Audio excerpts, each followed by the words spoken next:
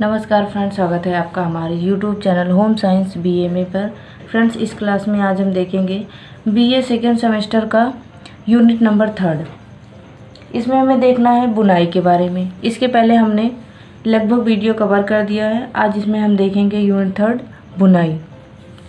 बुनाई होता क्या है? अगर बुनाई की बात करें तो बुनाई में सिर्फ 2 धागों का प्रयोग किया जाता है, एक ताना दूसरा बाना। जो लंबवत धागा होता है उसको ताना बोला जाता है और जो क्षैतिज धागा चौड़ाई में होता है उसको बाना कहा जाता है।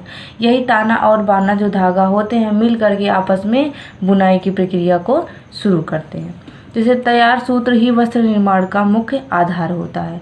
सूत्र से वस्त्र बनाने की कई विधियाँ होती हैं। वस्त्र निर्माण की इन विधियों से किस विधि का सर्वप्रथम उद्भव हुआ इसके बारे में निश्चय नहीं है, लेकिन ऐसा माना जाता है कि आदि मानव ने पक्षियों को लताओं व तिनकों में आपस में फंसाकर घोंसला बनाते देखकर ही लचीली वस्तुओं को गूंथ कर व बट कर अन्य सामान बनाने का प्रयत्न किया था। तो इस तरीके से हम देखेंगे कि वस्त्र तैयार करने की कौन कौन सी विधियां होती हैं, मतलब किन किन तरीकों से हम वस्त्र का निर्माण कर सकते हैं।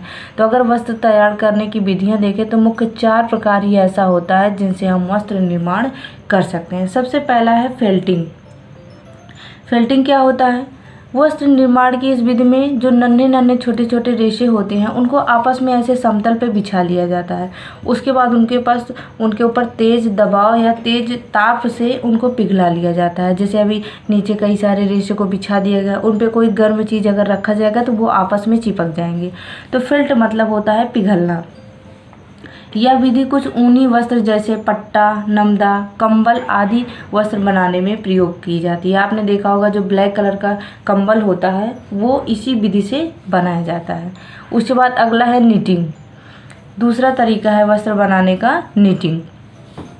वस्त्र निर्माण की इस विधि में एक ही धागे को प्रयोग में लाए जाते हैं। घर में जो स्त्रियां प्रायः नीटिंग विधि से ही वस्त्र बुनती है, जो स्वेटर बनाया जाता है वो नीटिंग की विधि से ही होती है। इस विधि में प्रथम सिलाई के फंदे अगली सिलाई के से पर लेकर पंक्ति दर पंक्ति चढ़ाते जाते हैं और इससे स्वेटर, जर्सी आदि इस विधि द्वारा बनाया जाता है। और होजरी के कुछ कपड़े होते हैं जैसे गंजी, बनियान, जोंगिए, अंडरवियर, मोजे आदि नीटिंग प्रक्रिया द्वारा बनाया जाता है। अगला है ब्रेड्स तथा लेस। ये क्या होता है? यह निर्माण वस्त्र निर्माण की विधि होती है। इसमें 3 या 3 से अधिक धागे लेकर के एक दूसरे पर चोटी के समान गूंथा जाता है। जैसे हम लोग अपनी बालों की चोटियाँ बनाते हैं उसी तरीके से 3 धागों को ले करके आपस में गूंथ करके चोटियाँ बनाया जाता है और इससे वस्त्र देखने में बहुत ही ज़्यादा आकर्षक लगते हैं। तो ये 3 तरीका हो गया। चौथा तरीका है बुनाई, जिससे हम वस्त्र बुनते हैं। तो बुनाई में अभी हमने बताया 2 धागों का प्रयोग किया जाता है, एक लंबवत दूसरा क्षैतिज, एक ताना और बाना, दोनों को आपस में गूंथ कर बुनाई की प्रक्रिया की जाती है। तो फ्रेंड्स, यही 4 ऐसा तरीका है जिससे वस्त्र बनाया जाता है।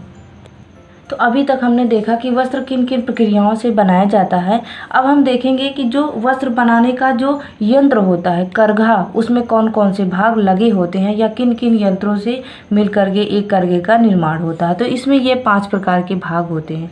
इन 5 भागों को आप देख रहे हैं। सबसे पहला है वार्प बीम। यह करघे के पीछे की ओर स्थित होता है और ताने के भागों को इस प्रकार चढ़ाया जाता है कि बेलन निरंतर घूमता रहता है और धागा धीरे धीरे आगे की गति की तरफ घूमता जाता है और ऊपर लपेटता जाता है।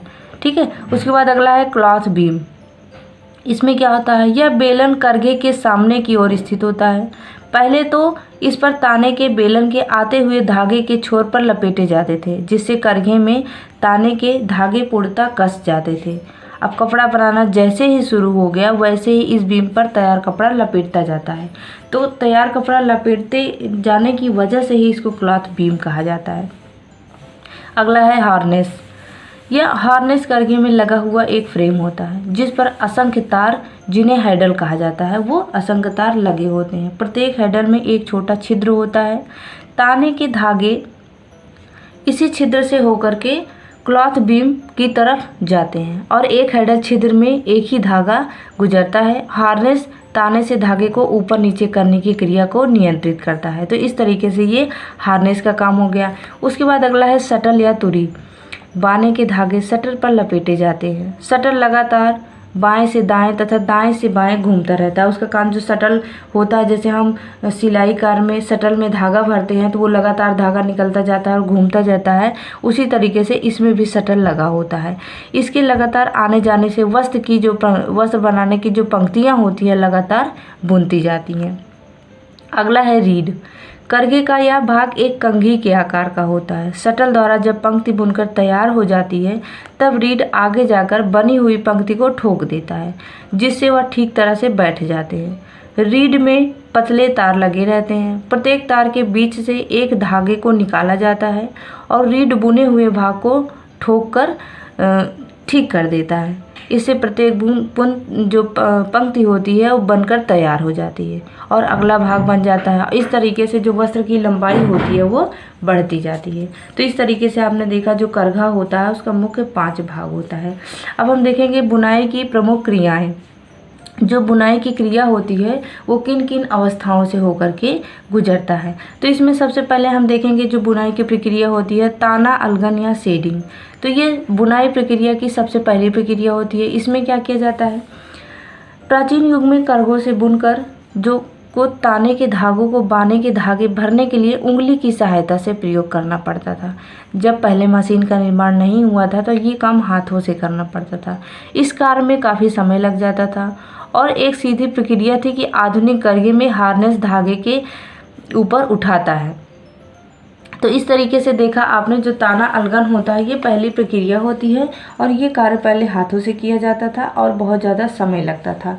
लेकिन अब यह कार्य जो हो गया है वो बहुत ही ज़्यादा प्रचलित हो गया है और ये मशीनों के द्वारा किया जाने लगा है, तो बहुत ही जल्दी हो जाता है। दूसरा है चयन या पीकिंग। जब हार्नेस कुछ धागों को उठाते हैं तो बाने का धागा शटल के द्वारा शेड में से चला जाता है। यह धागा करघे के आर पार जाते हैं और छिद्र में से एक और निकल जाता है। इस एक तरफ से धागे की भराई को एक पिक कहते हैं और दूसरी बार जब दूसरा हार्नेस उन धागों को उठाता है तो पहली भराई के समय नीचे रह जाते हैं। तो ये प्रक्रिया दूसरी होती है। तीसरा है आप्यायन करना या बेटनिंग करना। ताने के धागों पर जब एक भराई के द्वारा पंक्ति के बाने के धागे भर जाते हैं तब इसके बाद बेटनिंग की क्रिया संपादित हो जाती है। इस कार्य को करने के लिए रीड की आवश्यकता होती है और यह रीड कंघे के आकार की होती है जो आगे की तरफ आकर के भरी हुई पंक्ति को हल्के से ठोक देती है, जिससे सब धागे आपस में सट जाते हैं। तो यही प्रक्रिया जो है लगातार चलती रहती है। उसके बाद अगला है लपेटना व छोड़ना। ये वस्त्र निर्माण की सबसे लास्ट प्रक्रिया होती है। वस्त्र निर्माण की सबसे अंतिम प्रक्रिया है। इसमें एक पिक के बन जाने के बाद एक ठॉक पर बैठा दिया जाता है। उसके बाद ताने के धागे वाली बेलन को थोड़ा सा घूम कर भागों को ढीला कर दिया जाता है। इसमें साथ ही साथ तैयार वस्त्र क्लॉथ बीम पर लपेट जाता है। तो इस तरीके से धीरे धीरे वस्त्र प्रक्रियाएं चलती रहती हैं। तो जो उपरोक्त चारों प्रक्रियाएं होती हैं उन्हीं चारों प्रक्रियाओं की वजह से जो आज हम वस्त्र पहनते हैं वो वस्त्र बुन करके तैयार होता है। तो इस तरीके से आपने देखा। अब हम देखेंगे बुनाइयों के प्रकार। जो बुनाइयाँ की जाती है वो कितने प्रकार से बुनाइयाँ की जाती है। उसके बाद बुनाइयों के प्रकार में देखते हैं। वस्त्रों के निर्माण में कई प्रकार की बुनाइयों की विधियों का प्रयोग किया जाता है। नमूने के अनुसार बाने से ताने के धागों को कितने ऊपर से तथा कितने के नीचे से निकालना है इसे हार्नेस नियंत्रित करता है। तो इस तरीके से हमने देखा कि बुनाई करने के लिए बहुत जो चरखा मशीन होती है उसमें बहुत सारे यंत्र लगे होते हैं। सभी यंत्र का अपना अपना कार्य होता है, वो उसी के हिसाब से अपना कार्य करते जाते हैं। आगे हम देखते हैं कि वास्तव में ताने बाने की आपस में गूंथने की विधि पर ही बुनाई निर्भर करती है। जो ताना बाना होता है उसी के गुथाव से ही बुनाई की प्रक्रिया शुरू होती है। लेकिन अधिकांश वस्त्रों के लिए प्रयुक्त होने वाली 3 मूल बुनाइयाँ होती हैं जो ज़्यादातर वस्त्रों में की जाती है। यही 3 बुनाइयाँ होती है। तो सबसे पहले देखेंगे सादी बुनाई। अब सबसे पहले बुनाई हम देखेंगे सादी बुनाई। ये सादी बुनाई नाम से ही पता चल रहा है एकदम प्लेन साधारण बुनाई होती है। इसमें नॉर्मल 2 धागों का प्रयोग किया जाता है, एक ताना दूसरा बाला। दोनों को आपस के ताना बाना को आपस में ऊपर से नीचे ऐसे निकाल करके बुनाई की प्रक्रिया शुरू की जाती है और धागा जो होता है वो मतलब बुनाई जो होती है वो होती जाती है। सादी बुनाई के एक फ़ायदे ये होते हैं कि इसके जो बने वस्त्र होते हैं बहुत ही मजबूत होते हैं, क्योंकि इसमें ताने और बाने के धागों का गुथाव अधिकतम होता रहता है और इसकी जो रचना होती है बहुत ही सघन होती है, बहुत ही घनी रचना होती है। तो इस तरीके से आप ये साधारण बुनाई का स्ट्रक्चर देख सकते हैं। उसके बाद साधारण बुनाई में ही आता है बास्केट बुनाई। तो बास्केट बुनाई में आप देख सकते हैं डिजाइन किस तरीके से बनी हुई होती है। यह सादी बुनाई का ही एक रूप होता है। इसमें ताने के 2 या अधिक सूतों को लेकर उसमें ऐंठन देकर के या बिना ऐंठन वाला ही धागा को लेकर उसमें उतनी ही संख्या में बाने के धागों में से कोई भी एक मानकर ट्विल की बुनाई कर ली जाती है। तो ट्विल की बुनाई आपने देखा किस तरीके से होता है। अब हम तीसरी बुनाई जो देखेंगे, और जो ट्विल की बुनाई होती है वो जैसे डलिया की तरीके से दिखाई देती है, जैसे जो डलिया बुनाई होती है, इसलिए इस बुनाई को बास्केट बुनाई भी कहा जाता है। इसमें नए वस्त्र आकर्षक व ढीले बुने हुए होते हैं और आसानी से लटका कर तान कर सुखाया जा सकता है, परंतु ये वस्त्र परिधान के उपयुक्त नहीं होते हैं। जैसे ये वस्त्र परिधान के मतलब पहनने के योग्य नहीं होते हैं, और ये वस्त्र जैसे पर्दे, कवर्स, खोल आदि बनाने में प्रयुक्त किए जाते हैं और रंगीन धागों का प्रयोग करके आकर्षक वस्त्र बनाए जाते हैं। तो ट्विल बुनाई का मतलब हो गया कि ये जो होते हैं वो बास्केट बुनाई होते हैं। उसके बाद सादी बुनाई में ही तीसरा प्रकार देखते हैं, जो कि इसको कहते हैं धारीदार बुनाई और रिब बुनाई कहा जाता है। यह बुनाई भी सादी बुनाई का ही रूपांतरण होता है। इस बुनाई में किसी एक तरफ के धागे को दूसरी ओर के धागे की अपेक्षा कुछ अधिक मोटा रखा जाता है। मतलब 2 धागों का प्रयोग किया जाता है, दोनों में से कोई एक धागा मोटा रख दिया जाता है और एक धागा पतला रख दिया जाता है। यह धागे की अधिक संख्या रखी जाती है, जैसे एक तरफ सिंगल धागा होगा, दूसरे तरफ 2-3 धागा होगा। निश्चित संख्या के धागों को एक मानकर बुनाई की जाती है। तो इस बुनाई की विधि सादी बुनाई की तरीके से ही रहती है। जिस तरफ धागा मोटा रहता है उसकी सतह जो होती है मुख्य रूप से दिखाई देती है। मतलब जिसकी सतह मोटी होगी वो ज़्यादा दिखाई देगा। तो आप उदाहरण के लिए समझ सकते हैं, ये जो होती है धारीदार बुनाई होती है, एक तरफ ज़्यादा और एक तरफ कम प्रयोग किया जाता है। तो अभी तक आपने सादी बुनाई देखा, सादी बुनाई के 3 प्रकार। अब हम देखेंगे ट्विल बुनाई, जो कि दूसरी बुनाई है। ट्विल बनावट वाले वस्त्र में तिरछी धारियां दिखाई देती है। यह धारियां दाहिनी तरफ से बाईं तरफ या बाईं तरफ से दाहिनी तरफ दौड़ती दिखाई देती हैं। जब ये धारियां वस्त्र के ऊपरी बाईं ओर से प्रारंभ होकर नीचे दाहिनी ओर जाती हैं तो उन्हें बाईं हाथ ट्विल कहा जाता है। बाईं हाथ ट्विल, आप ये देख सकते हैं धारियां किस तरीके से दिख रही हैं। नीचे से देखेंगे तब भी तिरछी दिखाई देंगी, ऊपर से देखेंगे तब भी तिरछी दिखाई देंगी। जब ये धारियां वस्त्र के ऊपरी दाहिनी तरफ से प्रारंभ होकर नीचे की ओर जाती हैं तब इन्हें दाईं हाथ ट्विल बुनाई कहा जाता है। तो इस तरीके से ये ट्विल बुनाई होती है, जो कि इसमें धारियां कैसी होती है, तिरछी होती है। उसके बाद हम ट्विल बुनाई की देखते हैं। इसके कई प्रकार होते हैं, जो मुख्य प्रकार इस तरीके से दिया गया है। तो कई प्रकार में जैसे पहला है नुकीली या नौकदार ट्विल। तो इसको डिटेल में देखना है तो हम डिटेल में ही देखेंगे। पहला है नुकीली या नौकदार ट्विल। इस ट्विल में रेगुलर ट्विल की धारी को रुख मोड़कर दाएं से बाएं ओर और बाएं से दाएं ओर मोड़ दिया जाता है। इस प्रकार दोनों धारियां मिल करके आपस में एक नुकीला आकार बनाती हैं, तो इसीलिए इसे नुकीली या नोकदार ट्विल कहा जाता है। तो इस तरीके से आपने समझा। अगला है चौखाने वाली ट्विल। इस डिजाइन में बुनाई करते समय बाने के धागों को एक रिपीट में घटाने या बढ़ाने तथा इन्हें विभिन्न क्रम में पारस्परिक गूंथने से चौखाने वाली ट्विल बनाई जाती है। चौखाने वाली, तो इस तरीके से। उसके बाद है लहरदार ट्विल। इस प्रकार की बुनाई की डिजाइन के लिए प्रत्येक बाने का धागा एक ही प्रकार के ताने के धागे से होकर के गुजारा जाता है। अगला है ढलुआ ट्विल। इस डिजाइन में बुनाई करते समय ताने का एक एक धागा छोड़ने के स्थान पर 4-4 धागे छोड़कर बुनाई की जाती है। तो देखने में अच्छा और आकर्षक लगता होगा कि एक जगह एक छोड़ने के बजाय हम 4-4 छोड़ दे रहे हैं। उसके बाद है गुथुआ ट्विल। इस प्रकार की ट्विल डिजाइन से रेगुलर ट्विल की धारियां लगभग 45 डिग्री कोण बनाती हुई चलती हैं, जिससे वस्त्र पर सघनता या जो है घनी डिजाइन लगती है। इसीलिए इसे गुथुआ या गुथी हुई डिजाइन कहा जाता है। तो इस तरीके से जो अलग अलग बुनाई वाले वस्त्र होते हैं, जैसे सूती वस्त्र को जीन गैबरडीन कहा जाता है। लिनन वाले वस्त्र को चादरें, नैपकिन, तौलियाँ आदि बनाई जाती है। ऊनी वस्त्र में वस्टेड, कश्मीरा। उसके बाद रेशमी वस्त्र से जीन, साटिन व सेटिन। तो इस तरीके से आपने 2 प्रकार देख लिया बुनाई का। पहला सादी बुनाई, दूसरा ट्विल बुनाई। अब हम तीसरा बुनाई देखेंगे, साटिन व सेटिन बुनाई। ये बुनाई का तीसरा प्रकार होता है। साटिन बुनाई की एक विधि तो है, साथ ही इसे तैयार वस्त्र भी साटिन कहलाता है। साटिन बुनाई एक वस्त्र है, लेकिन जो इससे वस्त्र तैयार हो जाता है उसे साटिन कहा जाता है। अपनी मूल रचना में साटिन बुनाई जैसे ही होती है, उसमें ताने व बाने की बुनाई अनियमित होती है। बाने का धागा बहुत से तानों के धागों के ऊपर से गुजरता है, इसीलिए इसे ताने के धागे वस्त्र की सतह पर ज़्यादा दिखाई देंगे। जाहिर सी बात है, जो धागे ज़्यादा सतह पर होंगे वही धागे ज़्यादा दिखाई देंगे। और साटिन बुनाई में ट्विल बुनाई के समानता होते हुए भी इसमें तिरछी धारियाँ नहीं दिखाई देता है। वस्त्र की तरह चमकदार चिकनी होने के कारण वस्त्र एक सा दिखाई देता है। प्रायः वस्त्र या जो बुनाई ऊन व कपास के तंतुओं पर ही की जाती है। वस्त्र जिन पर साटिन बुनाई की जाती है बहुधा रोएदार होते हैं। तो इस तरीके से आपने साटिन बुनाई भी देखा।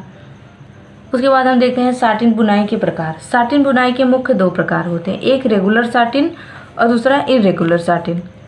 रेगुलर साटिन क्या होता है? इस डिजाइन को डालने के लिए कम से कम 5 ताने व 5 बाने के धागे अथवा अधिकतम 12 व 12 ताना 12 बाना के धागे प्रयुक्त किए जाते हैं। कम से कम 5 और ज़्यादा से ज़्यादा 12। इसे बनाने के लिए डिजाइन पेपर पर प्रथम खाने में निशान लगाएं। इस खाने के ऊपर वाले खाने को रिक्त छोड़कर दाहिनी तरफ वाले डिजाइन निशान लगाएं। जैसे ये आप देख सकते हैं। तो इस तरीके से ये रेगुलर साटिन बनाया गया है। चित्र को देखकर आप बेहतर समझ सकते हैं। उसके बाद दूसरा धागा है इरेगुलर साटिन, जो दूसरी बुनाई होती है। इसमें रेगुलर साटिन के अंतर केवल इतना ही है कि रेगुलर साटिन एक निश्चित माल के आधार पर बनाई जाती है, जबकि इरेगुलर साटिन में कोई निश्चित चाल नहीं होती है। डिजाइन बनाने के लिए किसी भी खाने में निशान लगाया जा सकता है। तो ये इरेगुलर साटिन जो बना हुआ है ये डिजाइन है इस तरीके से। उसके बाद उसी से संबंधित देखते हैं हनी कॉम्ब बुनाई।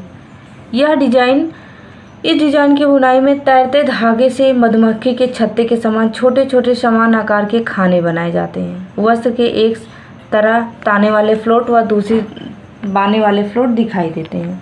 डिजाइन को बनाने के लिए सबसे पहले ट्विल की डिजाइन बना ली जाती है और इसे नुकीली ट्विल में परिवर्तित कर लेते हैं। उसके बाद डिजाइन को बनाने के लिए जब ट्विल में परिवर्तित कर लिया जाता है, उसके बाद नुकीली ट्विल पर बदल लिया जाता है। उसके बाद ऊपर की तरफ डायमंड की भांति पलट देते हैं, जिससे वस्त्र के बीच वाले भाग में कुछ स्थान रिक्त रह जाता है, तो वो देखने में आकर्षक लगता है। उसके बाद अगला है हक बैक बुनाई। यह बुनाई ताने के धागों से बनाई जाती है जो वस्त्र की जगह पर तैरते दिखाई देती हैं। इस प्रकार के बुनाई से पर्दे, तौलिया, लिनन आदि के वस्त्र बनाए सकते हैं। ये आप देख सकते हैं किस तरीके से बनाया गया है। जैसे ये एक सतह पे दूसरी सतह तैरती हुई दिखाई दे रही है। उसके बाद अभी तक हमने इन सारी बुनाइयों को देखा जो कि मेन आधार होती हैं। अब कुछ फैंसी बुनाइयों को देखेंगे जो फैंसी बुनाइयाँ प्रयोग की जाती हैं। जैसे द्विवस्त्र बुनाई। इस बुनाई से वस्त्र बुनते समय करघे पर ताने बाने के 2 सेट ऊपर से नीचे लगा दिए जाते हैं। ऐसी व्यवस्था की जाती है कि एक ही समय में एक दूसरे के ऊपर से 2 वस्त्र बुने जा सकें। वस्त्र में एक ओर तो सादा और दूसरी तरफ ट्विल बुनाई हो सकती है। मतलब इसमें जो सादी बुनाई होती है, फैंसी बुनाई होती है, ट्विल बुनाई होती है, इसमें फैंसियों में सब मिक्स करके बनाया जाता है। इस प्रकार वस्त्र में ताना बाना के सूतों के लिए अलग अलग सेट लगाए जाते हैं। तो इस तरीके से ये बनाया जाता है। आप देख सकते हैं ये जो डिजाइन बनी हुई है, इसमें आप देख सकते हैं ताना बाना में किस तरीके से ये ऐसे करके जोड़ लगाए गए हैं। उसके बाद दूसरा है जालीदार बुनाई। इस बुनाई वाले वस्त्र भार में काफ़ी हल्के व खुली जाली वाले होते हैं। जाली वाला जो वस्त्र हम नेट वाला कपड़ा पहनते हैं, हल्के होते हुए भी यह वस्त्र बहुत मजबूत होते हैं।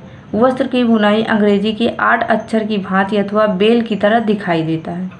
यह बुनाई जालीदार व छिद्र युक्त होती है। इस बुनाई में बाने का धागा ताने के 2-2 धागों से जो आपस में वेस्टिक जो उसी में घुमा रहता है, मुड़ा रहता है, से घिरा रहता है और ये रचना पूरी तरीके से उसको मजबूती प्रदान करती है। ये बुनाई आप जालीदार देख सकते हैं किस तरीके से बनाया जाता है। ये अंग्रेजी के 8 अक्षर की तरह इसे ऐसे बना रहता है। तो ये ताना हो गया, बाना हो गया और ये ताना सूत हो गया। तो इस तरीके से आप देख सकते हैं। इस प्रकार की बुनाई के वस्त्र मजबूत व टिकाऊ होते हैं। छिद्र युक्त होने के कारण भी इसे पर्दे, मच्छरदानी आदि बनाया जाता है। जालीदार बुनाई का ही रूपांतरण लिनो बुनाई है। इसमें ताने के धागों, दोनों धागों में से प्रत्येक दूसरा धागा केवल पहले के धागों के इर्द गिर्द घूमता रहता है। उसके बाद अगला है उत्सूत बुनाई, जिसको पाइल बुनाई कहा जाता है। इसमें क्या होता है, पायल बुनाई का उपयोग ऐसे वस्त्रों पर किया जाता है जिसकी सतह पर फंदे उठाने हों। कभी कभी इन फंदों को काट दिया जाता है जिससे वस्त्र की सतह रोएदार हो जाती है। तो आप देख सकते हैं जो पायल बुनाई होती है इस तरीके से होती है। समझाने से ज़्यादा आप चित्र देख करके समझ सकते हैं। तो ये पायल बुनाई होती है। उसके बाद अगला हम देखते हैं डॉबी बुनाई। यह नमूनेदार बुनाई जाती है। इसमें बुनाई होती है जिसमें प्राय ज्यामितीय नमूने बनाए जाते हैं। डॉबी बुनाई साधारण करघे पर डॉबी मशीन उपकरण लगाकर ही जाती है और लगभग 20 तक हार्नेस के साथ लगा दिए जाते हैं। इसमें अधिक हार्नेस होने की वजह से ही डिजाइन सदैव छोटा छोटा बनता है और इस बुनाई का सर्वाधिक प्रचलित डिजाइन पक्षी की आंख वाला होता है। इसके अतिरिक्त त्रिकोण, चौकोर, डबल डायमंड, जिगजैग तथा विपरीत त्रिकोण वाले वस्त्र होते हैं। तो ये कौन सी बुनाई हो गई? डॉबी बुनाई हो गई। उसके बाद हम देखते हैं जैकर्ड बुनाई। जैकर्ड बुनाई में आप देख सकते हैं किस तरीके से वस्त्र बने हुए हैं। इसमें किस तरीके से यह बुनाई सभी बुनाई की विधियों से कठिन व जटिलतम विधि है। यह सबसे कठिन विधि है। आप देख सकते हैं किस तरीके से कितनी बारीक बुनाई की गई है। इस विधि में गोलाकार घूमी हुई रेखाएं, भंवर के आकार के फूल और फूल पत्ती की डिजाइन वाले अन्य कठिन व विशेष आकृति वाली बनाई जाती हैं। इसके लिए एक विशेष प्रकार के करघा का प्रयुक्त किया जाता है। करघों के नाम व बुनाई की विधि दोनों का ही नाम इसके आविष्कार फ्रांसीसी व्यक्ति जोसेफ मरी जैकर्ड के नाम पर ही रखा गया। जैकर्ड बुनाई जो जैकर्ड नामक वैज्ञानिक थे उन्हीं के नाम पर ये रखा गया है। तो जिस तरीके से जैकर्ड बुनाई कठिन होती है वैसे इसके जो करघा होता है वो भी बहुत ही, उसकी जो रचना होती है बहुत ही जटिल होती है। यह बहुत मूल्यवान होता है। इसे लगाने के लिए पर्याप्त मात्रा में ऊंची छत वाला कमरा होना चाहिए। यह करघा हजारों हैंडलों का नियंत्रित करता है जो हार्नेस के प्रयोग के बिना ताने एक या अधिक धागों को दूसरे सहायता से बिना उठाती है। तो इस तरीके से आपने देखा कि जितने भी डिजाइन होते हैं हमने स्टेप बाय स्टेप कवर किया है। वीडियो को पूरा देखें, ज़्यादा से ज़्यादा शेयर करें। वीडियो देखने के लिए धन्यवाद।